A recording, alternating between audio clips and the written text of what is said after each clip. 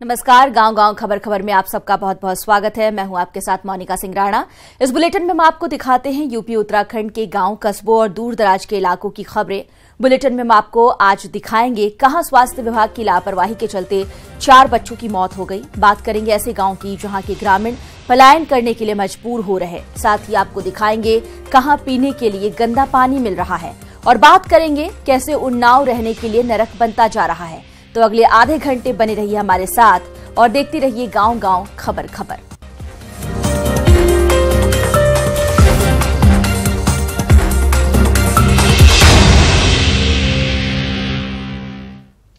सबसे पहले आपको राजस्थान के आमेर लिए चलते हैं, जहां पर इस वक्त मुख्यमंत्री योगी आदित्यनाथ चुनावी सभा को संबोधित कर रहे हैं। शासन के कारण ये राज्य बीमारू राज्य हो गए थे। यहां न सड़क थी, न बिजली थी, न पानी थी, न स्कूली शिक्षा की। आदित्यनाथ जी मुख्यमंत्री उत्तर प्रदेश सरकार। भारत माता की, भारत माता की, भारत माता की। वंदे वंदे वंदे। वीर जसानाथ जी महाराज की, वीर जसानाथ जी महाराज की। आराध्य देव नारायण भगवान की, देव नारायण भगवान की। वंदे वंदे।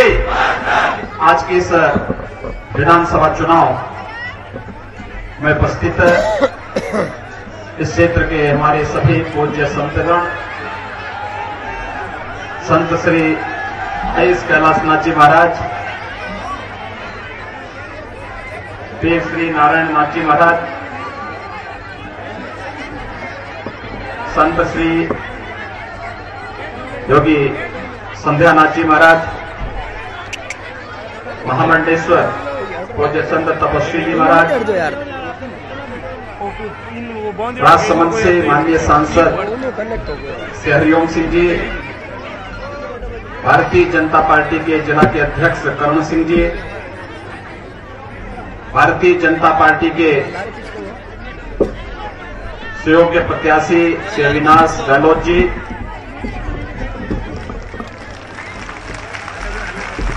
पीसीसीबी के चेयरमैन तथा भक्त शिरोमणि मीराबाई के वंश परंपरा में उपस्थित श्री पुष्पेंद्र जी, पूर्व प्रधान मलाराम जी, पूर्व प्रधान कमला जी चौहान, पूर्व सांसद श्री पुष्प जी जैन, युवा मोर्चा के जिलाध्यक्ष दिग्विजय सिंह जी और उपस्थित भारतीय जनता पार्टी के सभी उपस्थित पदाधिकारीगण, इस क्षेत्र के उपस्थित सभी भाइयों बहनों। पिछले दिनों मुझे यहां पर इस पवित्र स्थान पर जसानाथ जी महाराज के धूणा और यहां पर आयोजित कार्यक्रम में भाग लेने के लिए आना था, लेकिन उस कार्यक्रम में मैं भागीदार बन नहीं पाया। आज आप सबका प्यार मुझे यहां पर खींच करके लेके आया है और मुझे घोड़े का भी दर्शन हुआ, समाधि की भी दर्शन करने का सौभाग्य प्राप्त हुआ, आप सबसे मिलने का भी अवसर प्राप्त हो रहा है। मैं इस अवसर पर इस धरती को कोटि कोटि नमन करता हूं, जिसने इस देश को भक्ति की तपस्विनी मूर्ति मीराबाई के रूप में भक्ति की प्रतीक भी दी। यहाँ के संतों, यहाँ के योगियों, यहाँ के सिद्धों, एक लंबी परंपरा ने अपनी सिद्धि और अपने चमत्कार के माध्यम से लोक कल्याण का मार्ग तो प्रशस्त किया ही, लेकिन राजस्थान के जवानों ने अपनी पूरी जवानी इस देश की सीमाओं की रक्षा करते हुए इस देश की सुरक्षा का एक जो मंत्र दिया आज भी राजस्थान के प्रति इस देश का हर नागरिक उसी श्रद्धा भाव के साथ नतमस्तक होता हुआ दिखाई देता है। मित्रों, जब हम राजस्थान विधानसभा का चुनाव में आप सबसे अपील करने के लिए आए हैं, उसके पीछे भी एक ही भाव है कि हमारे संतों, हमारे योगियों, हमारे सिद्धों, भारत की उस तेजस्वी ओजस्वी परंपरा जिसका प्रतीक राजस्थान रहा है, यह परंपरा अनवरत रूप से आने वाली पीढ़ी के लिए भी इसी प्रकार से उज्जवल रहे, मंगलमय रहे, इसको बनाए रखने की जिम्मेदारी लोकतंत्र में जनता के पास होती है। जैसा जनप्रतिनिधि चुनेंगे वैसी होगी सरकार, और जैसी आप सरकार चुनेंगे उस सरकार के द्वारा वैसे ही होंगे कार्य। तो पाली में मुख्यमंत्री चुनावी सभा को संबोधित कर रहे थे। पार्टी प्रत्याशी के लिए जनता से वोट करने की अपील कर रहे थे। खबरों में आगे बढ़ेंगे बदायूं से खबर, जहां स्वास्थ्य विभाग की लापरवाही से 20 दिनों में एक ही गांव के 4 बच्चों की मौत हो चुकी है, लेकिन अभी तक स्वास्थ्य विभाग की टीम गांव में नहीं पहुंची। दरअसल सहसवान सीएचसी के गांव कुबरी में 20 दिन से डिप्थीरिया नाम की बीमारी से अपने पांव पसार रखे हुए हैं, जिसकी वजह से गांव में 4 बच्चों की मौत हो चुकी है। ग्रामीणों का आरोप है कि 4 बच्चों की मौत के बाद भी स्वास्थ्य विभाग की टीम गांव नहीं आई। वहीं पूरे मामले पर जिले के सीएमओ मंजीत सिंह से बात की गई तो उन्होंने अपने महकमे की लापरवाही पर पर्दा डालते हुए किसी भी बच्चे की मौत से इनकार किया। मेरे गांव में 20 दिन में 4 बच्चों की मृत्यु हो चुकी। अभी तक कोई भी अधिकारी नहीं आया, कोई भी देखभाल करने वाला अभी तक नहीं आया। संज्ञान में रात पता चला था, मैं कुबरी गांव हमारी टीम गई थी, एपडोस गए हैं यहाँ जिले से, तो वहाँ कुबरी में ऐसा कुछ नहीं निकला। तो वहाँ बताया कि सरेरा गांव है, तो वहाँ टीम अभी पहुँच रही है 15-20 मिनट, तो वो देख के आती। अगर वास्तव में डेथ हुई है डिप्थीरिया से तो देख के आते। कल फिर WHO से कह के उसकी जो सैंपलिंग कराएंगे हम और वहाँ दवाई भिजवाएंगे। और अब रुक करेंगे अमरोहा का, जहां जनपद के मटेना गांव में 2 पक्षों में चल रही पुरानी रंजिश ने अब हिंसक रूप अख्तियार कर लिया। स्थिति ये है कि एक पक्ष दूसरे पक्ष के साथ मारपीट कर रहा है और जान से मारने की धमकी तक दे रहा है। गांव में ब्राह्मण और गुर्जर समुदाय के लोगों में तनाव चल रहा है। ब्राह्मण समाज के लोगों ने गुर्जर समुदाय पर दबंगई का आरोप लगाते हुए गांव से पलायन की बात कही है। उन्होंने मदद नहीं मिलने पर धर्म परिवर्तन की भी बात कही। अपने घरों पर उन्होंने मकान बिकाऊ होने का बोर्ड लगा दिया है और गांव छोड़कर जा रहे हैं। स्थानीय नेताओं ने मामले पर कार्रवाई की बात कही है। वहीं दूसरी ओर सूबे के डीजीपी ने मामले की आईजी से जांच कराकर कार्रवाई की बात कही है। पुलिस सर कुछ कार्रवाई नहीं कर रही, आश्वासन दे रही है, झूठा आश्वासन दे रही है पुलिस, कुछ कार्रवाई नहीं कर रही। हमारे सर कोचिंग छुट्टी पड़ी है धमकियों की वजह से, कॉलेज जाने बंद कर दिया हमने, सिर्फ एक धमकी की वजह से। इनका बाहुबल है सर, ये कुछ भी कर सकते हैं यहाँ। हम क्या करेंगे, मजबूरी हमारी प्लान करने की, जब सरकार की तरफ से कोई वो नहीं मिल रहा हमें, झूठे आश्वासन दे रही है पुलिस। देखिए, मैं आपको ये बता दूं कि कोई भी अल्पीकरण या वर्किंग नहीं हो रहा है। हमारे यहाँ मुकदमे जो हैं वो दर्ज हो रहे हैं। जैसा हमने कहा कि हमने प्रयोगात्मक तौर पे गाजियाबाद में डायल FIR भी चलाया है और पूरी स्वतंत्रता है हर एक नागरिक को कि वो जाकर थाने में मुकदमा दर्ज कराए। यदि आपके पास कोई स्पेसिफिक सूचना है तो मैं IG को कह दूंगा, वो उनको देखेंगे। बाराबंकी के कई मोहल्लों में गंदे पानी की सप्लाई की जा रही है। शहर में फैली गंदगी और सप्लाई किए जा रहे दूषित पानी से लोग खासा परेशान हैं। यहां सप्लाई होने वाला पानी इतना बदबूदार और गंदा होता है कि लोग इसे किसी काम के लिए इस्तेमाल नहीं करते हैं। मोहल्ले में आपूर्ति किए जाने वाले दूषित पानी से लोगों में बीमारी भी फैलने का खतरा लगातार बना रहता है। लोगों ने इसकी शिकायत कई बार प्रशासन से की है, लेकिन अभी तक कोई सुनवाई नहीं हुई है।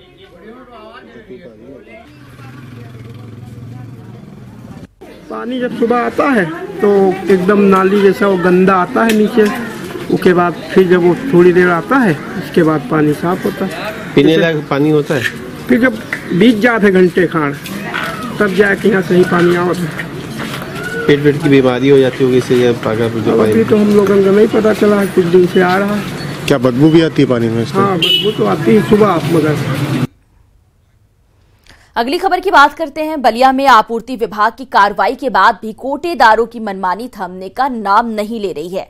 यहां बांसडी रोड थाना क्षेत्र के डुमरी गांव में कोटेदार के विरोध में लोगों ने ग्राम प्रधान की अगुवाई में प्रदर्शन किया, जिससे पूरे गांव में अफरा तफरी का माहौल बना रहा। ग्रामीणों का आरोप है कि गांव के दोनों दबंग कोटेदार अपनी मनमानी से राशन का वितरण करते हैं और 35 किलो राशन की तरह उनकी जगह पर 25 किलो राशन ही देते हैं। साथ ही 85 रुपए कीमत की जगह पर 100 रुपए वसूलते हैं और जब कार्ड धारक कोटेदारों से पूछताछ करते हैं तो कोटेदार उनके साथ मारपीट पर उतारू हो जाते हैं। दो गांव में 2 कोटेदार है, एगो राम जी आ एगो दूजे देवी। सब कोटा के राशन मिले कोई के हमने के राशन देत नहीं खेलो। जहाँ 35 किलो देवे के तहाँ 25 किलो देता लो, जहाँ 85 रुपये लेवे के तहाँ 100 रुपये लेता लो। हमने के गरीब दुखिया के एकदम पेड़ के खा गल बल। 5 तारीख के जब राशन मिलता लो, एक 7 तारीख के तो आज 8 तारीख हो गई। राशन लिया के धो देले बोलो, बंद कर देले बोलो, राशन देते नहीं खा लो, जनता जाता। जो 35 किलो तोदे पर है उसको 30 किलो देते हैं, और जो पात्र की हथी पर 5 किलो यूनिट के हिसाब से मिलता है उस पे अगर 4 यूनिट का कार्ड है उसको 15 किलो देते हैं। 5 किलो उसमें भी कम कर देते हैं। और ये कहने पर कि भाई क्यों कम कर रहे हो, आप तो जाओ इसकी शिकायत कहीं करो, उससे हमको लेना देना नहीं है, हम इससे अधिक नहीं देंगे। उन्नाव की देश में अपनी एक अलग औद्योगिक पहचान है, लेकिन उन्नाव की यही औद्योगिक पहचान अब उसके लिए काल बनती जा रही है। यहां मानकों को ताक पर रखकर चलाए जा रहे स्लॉटर हाउस की वजह से आसपास के गांव के लोग नारकीय जीवन जीने पर मजबूर हैं। यहां से निकलने वाला गंदा पानी जमीन के अंदर डीप बोर किया जा रहा है। अवैध तरीके से हो रही जानवरों की स्लॉटरिंग के बाद बचने वाले वेस्ट और गंदे पानी को ये फैक्ट्री संचालक प्रदूषण विभाग को बताते हुए खुलेआम इसे बहा देते हैं बिना बताए, और ज्यादा वेस्ट होने पर उसे डीप बोर कर देते हैं, जिस कारण आसपास के करीब सैकड़ों गांव हैं जहां पर पीने का पानी अब जहर बन चुका है। प्रदूषण विभाग और जिला प्रशासन स्थानीय लोगों को गंदा पीने पानी के लिए मजबूर कर चुका है। जी, हमारा गांव कर्मी झिलमऊ है और हमारे यहाँ भी यही परेशानियां हैं। ये लगाए हैं भट्ठी वगैरह, जला रहे हैं चमड़ा, तो हमारे यहाँ प्रदूषण से परेशानियां हैं। पानी खराब हो गया है और लोग तंग हैं इसी वजह से। तो लोग चाह रहे हैं कि ये ना होना चाहिए गांव के पास। तो स्लॉटर हाउसों से किस तरीके की दिक्कतें हो रही हैं?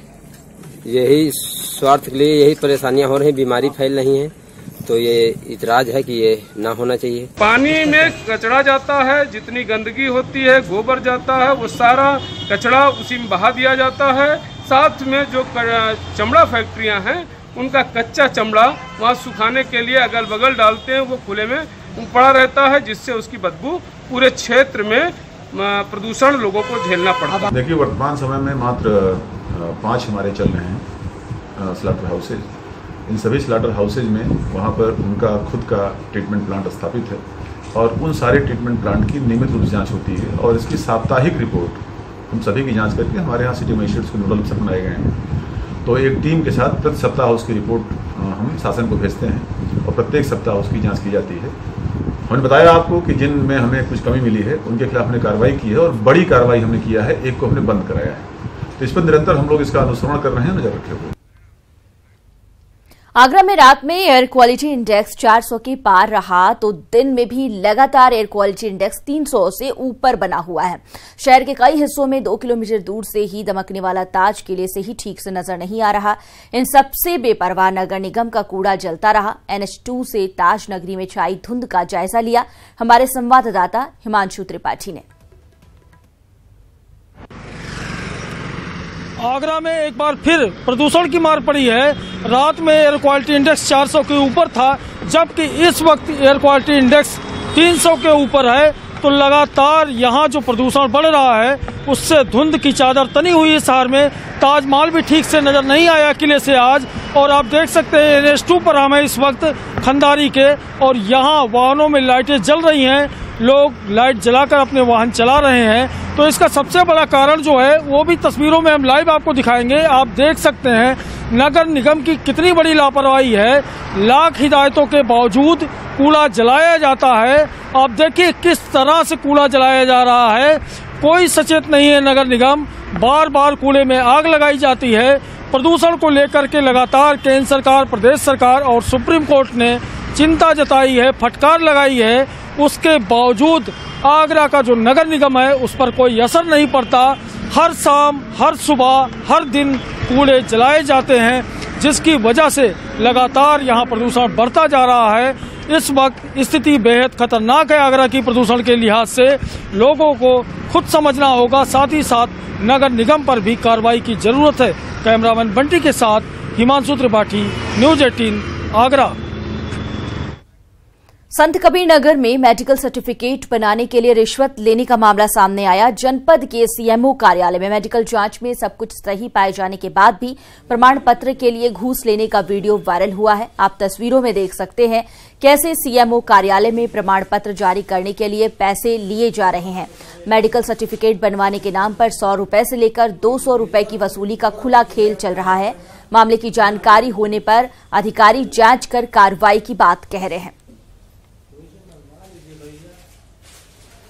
किस पद पे यहाँ तैनात है, कहाँ पे तैनात हैं?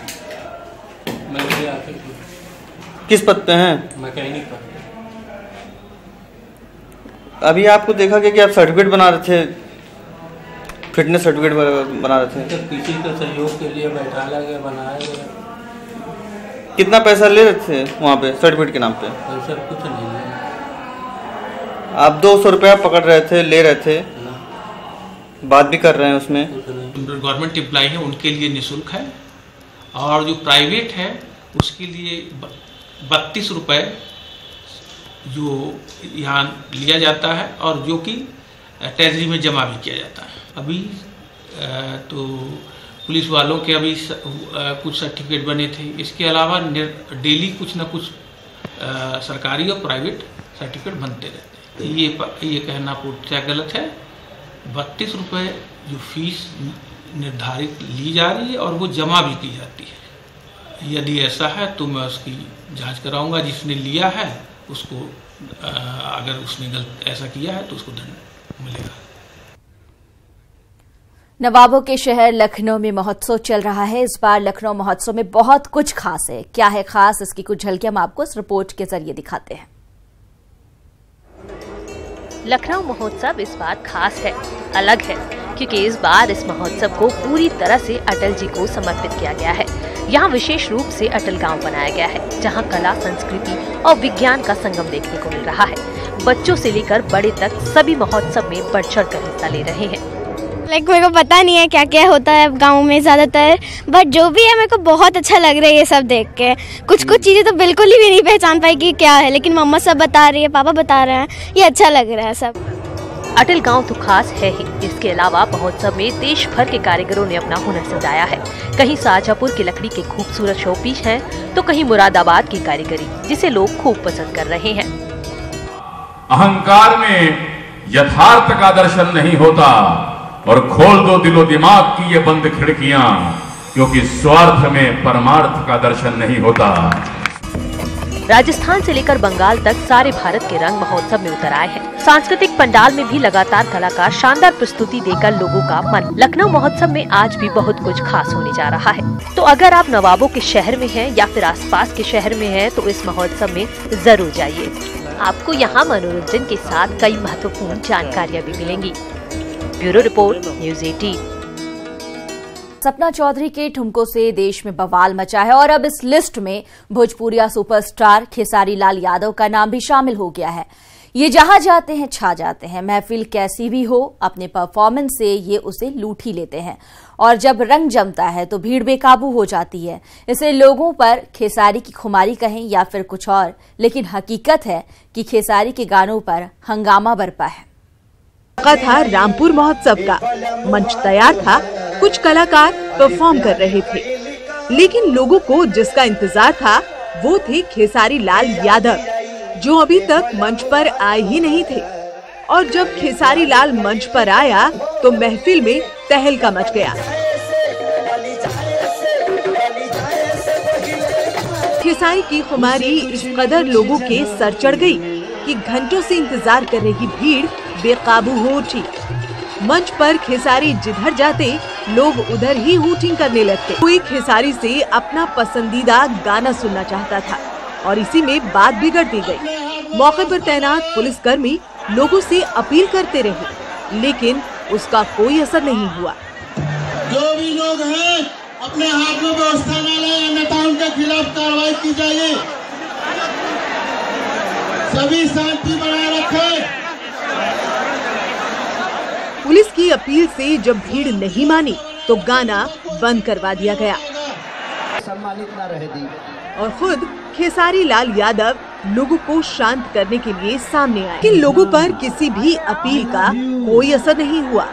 भीड़ से ही कुछ लोगों ने मंच पर पत्थर भी फेंकना शुरू कर दिया और फिर बात इस कदर बिगड़ी कि पुलिस को लाठियां भांजनी पड़ी, जिसमें कई लोग घायल हो गए। बेकाबू भीड़ की वजह से खेसारी को कार्यक्रम बीच में ही रोकना पड़ा। सर्च करती है, गाना देखती थी तो उसके लेकिन जब पुलिस ने उपद्रवियों को कार्यक्रम से बाहर खदेड़ा तो मंच पर खेसारी लाल ने फिर से जलवे बिखेर दिए। इसके बाद एक सुपरहिट गानों से खेसारी ने पूरी महफिल लूट ली। हंगामे से महफिल में जो मायूसी थी वो सब एक पल में ही लोग भूल गए और कार्यक्रम का शांतिपूर्ण रंगारंग समापन हुआ। अनिरुद्ध शुक्ला, न्यूज़ 18, बाराबंकी। कैसे कैसे प्यार हुआ के साथ दीजिए इजाजत। नमस्कार।